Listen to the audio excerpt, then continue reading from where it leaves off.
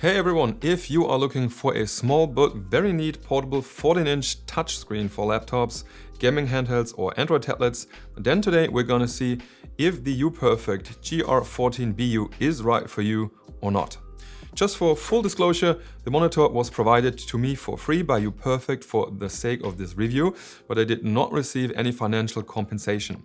UPERFECT did not get to see the video beforehand and they didn't tell me what to say or test. But before I get to the actual review, let's take a closer look at all the specifications first. The UPERFECT GR14BU has a screen size of exactly 14-inch, with a resolution of 2880 by 1800 pixels, which corresponds to the 16:10 format at a very high pixel density of 243 dpi. And the whole thing is a glossy 120Hz OLED panel without adaptive sync, but with HDR compatibility and a response time of only 1 millisecond. The color accuracy that I measured is very good at 100% for sRGB, 93% for Adobe RGB, 100% for P3 and 91% for the NTSC color space. It's also an 8-bit panel that can simulate a bit more colors than standard 8-bit panel using FRC frame rate control technology. For the maximum brightness, I measured around 398 nits in SDR mode, which is absolutely okay for indoor use, even in brighter rooms. It was a tiny bit more in HDR, but outdoors, it's only sufficient in the shade. You should definitely keep that in mind regarding the mobility of such a small monitor.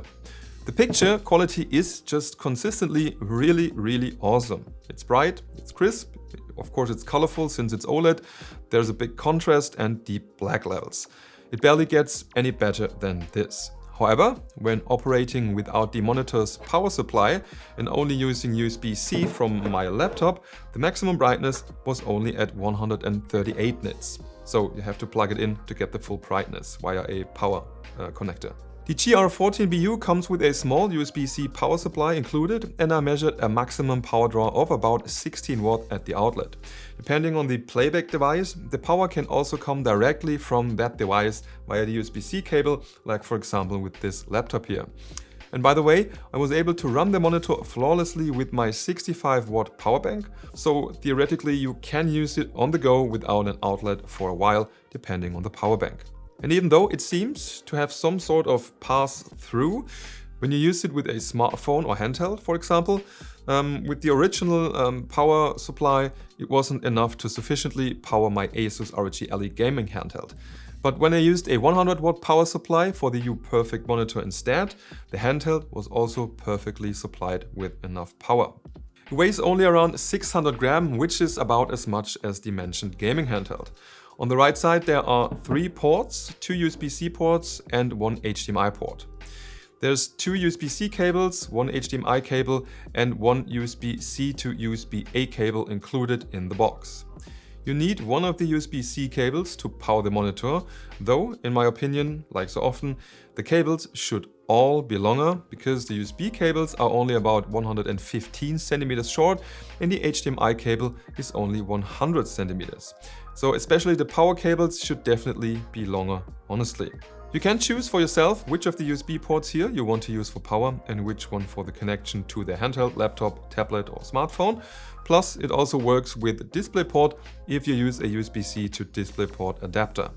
Alternatively, you can obviously just use the HDMI port over here, which is mini HDMI by the way. The monitor also has very weak, tinny speakers that can only be rated as a last resort if for some reason you don't have any other audio source.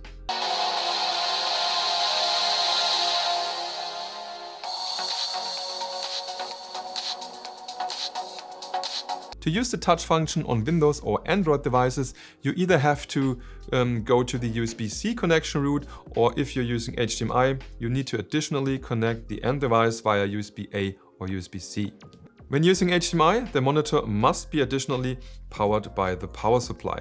All the Windows touch gestures I know seem to work flawlessly, so using 4 fingers, 3 fingers, 2 fingers for pinching, etc. just worked. On the left side, the GR14BU has the power button and 4 other buttons for the OSD menu. That's kept pretty simple but still functional. However, I would love to see menus where you can adjust the gamma value or the color temperature in Kelvin, for example. Plus, you basically have to memorize which button does what, because it's written on the back of the monitor, which led to a few wrong inputs for me before I finally memorized it. You can definitely game on this monitor pretty well, even though it has no adaptive sync.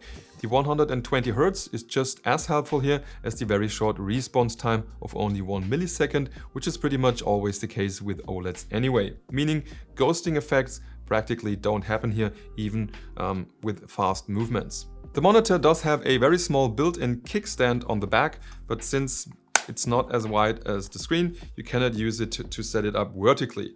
For that, it features a standard 75mm VESA mount on the back, so you can easily use it with an external VESA-compatible monitor stand. The extremely thin chassis here consists of black aluminum on the back, while the narrow bezels at the front are seamlessly covered with the glass of the display. It actually feels pretty premium. Overall, it is built very sturdily with zero flex in the frame or the panel, which wouldn't make much sense anyway, because it's a touch display.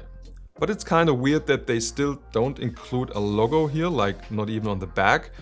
Because of that, UPERFECT monitors have always kind of felt like a no-name brand, but I got some feedback about this and it seems as a lot of people actually like that.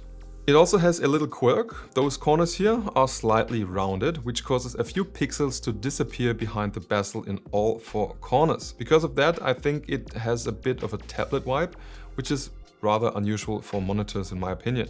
Unfortunately, no case or transport bag is included in the box by default. You have to buy that separately. Something like that costs around 10 to 20 euros or dollars for 14-inch devices on eBay, etc. As you can see here, by the way, I used 180-degree adapters for the cables, because otherwise they would just stick out pretty much from the side.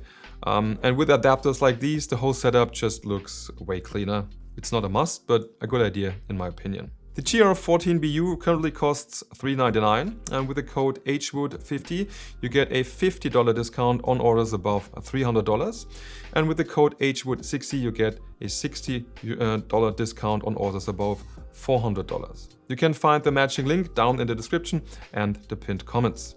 So, who is this monitor meant for? Quite clearly for people who need a small, light but high quality touch monitor with an OLED display. It will fit into almost any backpack and is a great addition for smaller laptops, gaming handhelds or mini PCs. For gaming it's definitely well suited thanks to the 120 Hz and the good response time. Outdoor use is principles-wise possible, at least in the shade. But it also works great as a mobile presentation monitor, which is extra nice with the touch function of course. Since it offers HDMI and USB-C, you can really connect it to a variety of devices, basically to any laptop, gaming handheld or Android or Apple device, though the touch function only works with Windows and Android. If these devices support DisplayOut, that is, via USB-C or HDMI of course. The picture quality here is, in my opinion, really good. It's in no way inferior to my Acer Swift X14 OLED laptop, which I'm currently using to power this. They are basically identical, and HDR provides rich colors and high contrast with the appropriate content or games. So overall, it's a really solid package, and the missing adaptive sync is actually the only real weak point for me here.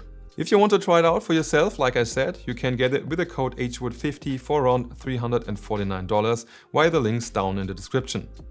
And that's already it for today. If you are interested in larger models from UPERFECT, feel free to check out some of these reviews. And if the content helped you out in any way, feel free to leave a like or subscribe to the channel for more laptop and handheld tech in the future. Thanks as well for watching until the very end. See you next time. Bye bye and cheers.